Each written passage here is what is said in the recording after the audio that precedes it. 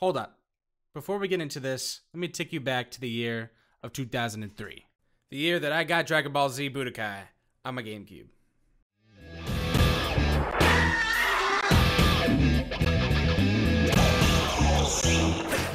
Budokai was so much fun because you got to experience those iconic events instead of just watching them.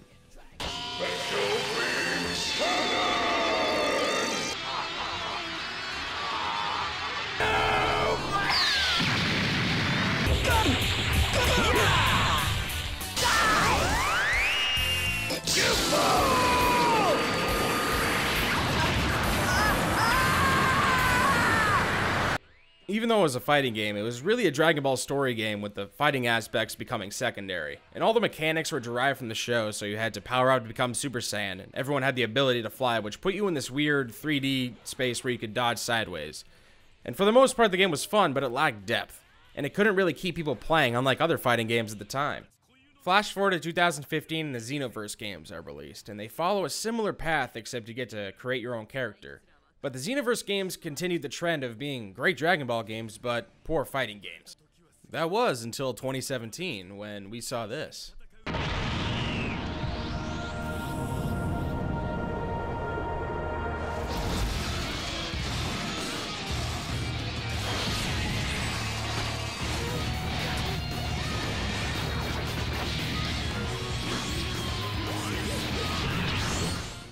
The art style is just on a complete different level than Budokai or Xenoverse. It really captures the explosive anime style that Dragon Ball is known for. This is due to the developer Arc Systems, who are known for great anime fighting games like Guilty Gear or BlazBlue. Just because it was a traditional fighting game now didn't mean that they didn't leave the original Dragon Ball spirit out of the formula. All the movements and special moves are straight from the show, and it feels great to pull off some of those super moves.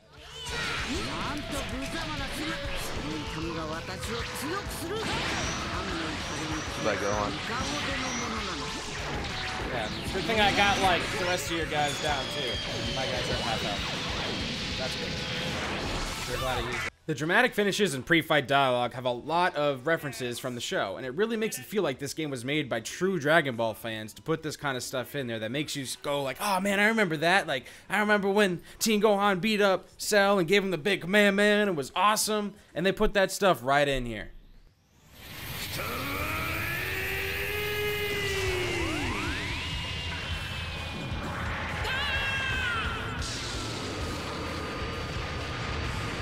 Best face in all of anime.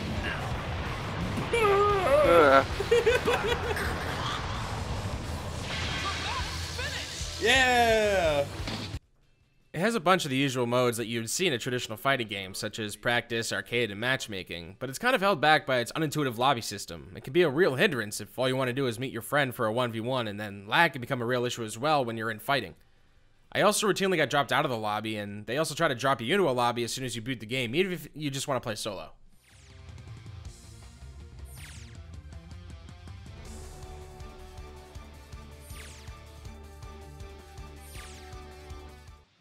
The matchmaking can be a little slow, and if you hop into a ranked or even a public ring match, you better be bringing your A game. However, the fighting mechanics make it easy for new players to get into, which makes the game fun for casual fighting game fans that just happen to like Dragon Ball. I had a friend over the other day that isn't into fighting games too much, and he had a blast just being able to pull off some of the moves as his favorite characters. But the mechanics are deep enough that anyone looking for a less casual experience can find it if they go looking.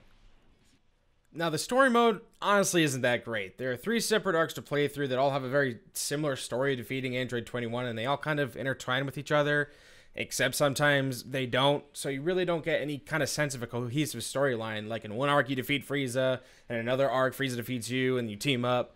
And they put you on this weird map screen that is mostly pointless, and you have to manage the levels of your fighters, and for the most part, you just beat up the same voiceless clones of characters every time. However, the best part has to be the dialogue. It seems like every combination of characters has some banter before the match, like Frieza and Cell, or Yamcha and Nappa.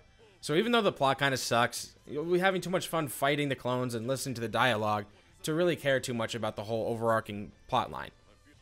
The lobby system and the story mode were definitely the weakest parts of this game, and I had so much fun playing against friends and people online, or just chilling playing in arcade mode. Dragon Ball fans got the fighting game they deserve, and fighting game fans got the Dragon Ball game they deserve, and overall, I think it's one of the best Dragon Ball games I've played, and maybe it's the best Dragon Ball game, period. Except for maybe that card game.